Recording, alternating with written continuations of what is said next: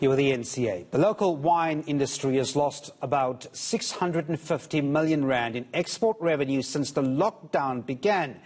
And the SA Liquor Brandowners Association says over 170 million rand might be lost every week that the lockdown continues. We're joined now via Skype by Rico Besson from Vinpro, which represents 2,500 wine producers in South Africa. Rico, thanks indeed for talking to us. Perhaps I should start by asking you if we are the only wine producing country with restrictions on exports at the moment. Thank you very much. Good afternoon. Yes, indeed, we are. All over the world, wine is classified as part of agriculture and as part of food when it is traded. So one of our biggest challenges at the moment is not only the numbers that you mentioned, but also the competitiveness, because every day that we're not in the market, we are risking losing competitiveness and shelf space. Tell me, how does that work? Because world over, globally, you would have restrictions on certain aspects, if not just wine. So it's given that we are in a peculiar situation. Why would that affect our competitiveness from a brand perspective? Look, I think wine, like any other international traded good, is in a very competitive category. I think what our competitors like New Zealand, Australia, Chile did is they classified wine as an essential commodity in terms of exports. And I think at the moment we've got an international customer base which is...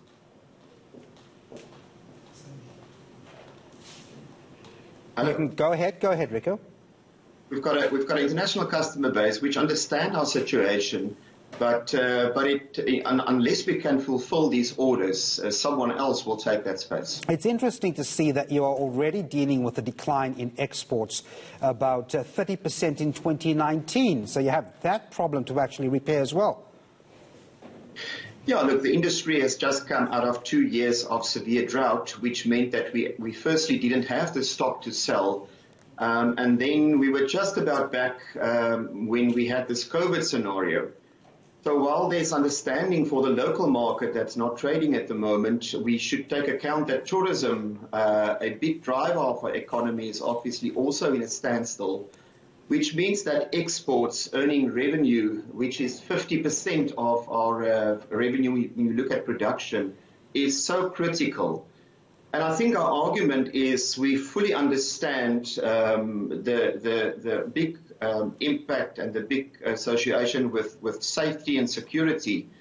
But this is 9 billion rand of exports in terms of revenue. It pays for not only the farming side, but also the 40,000 farm workers.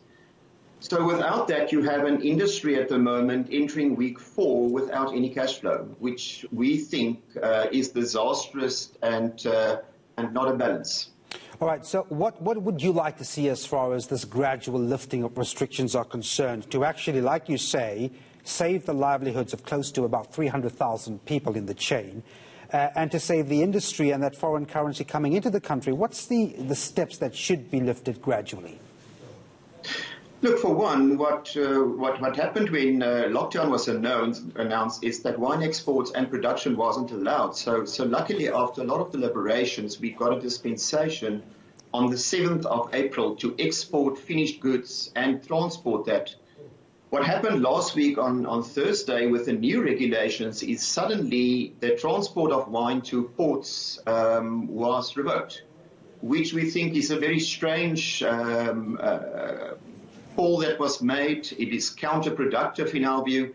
So for one, what we'd like to see is that the transport of wine to harbour for export and also by road into Africa and airport should be allowed. We think there's strict protocol that should be implemented, which means that we could have these containers going to harbour with security if that's needed. And then in terms of the local market, we do think there should be a phased approach. And we do think certain channels should be allowed with a low risk. So that's where we are, but immediately we do believe that the transport decision to revoke that should be turned around and allowed. Presumably you'd be watching that cabinet announcement tomorrow, at least it's set for tomorrow, and hopefully that will contain some of the elements you would hope to see in a positive light as far as the industry is concerned. What would you be looking for? Well, absolutely. As I said, we do think that export is probably the first prize for now. Not only the export through harbour, also the transport thereof, but also then on a limited scale some manufacturing, because we have only got so much finished goods, and in that week that we could export, we pretty much ship those containers. All of this we presented to government with strict protocols on safety. We do think that there is a balance to be struck between commerce and the safety of people, which is obviously very important. All right, thanks very much indeed. And as we said, livelihood of close to 300,000 people in that value chain there. Rico Basson is the Managing Director at Vinpro. Thanks indeed.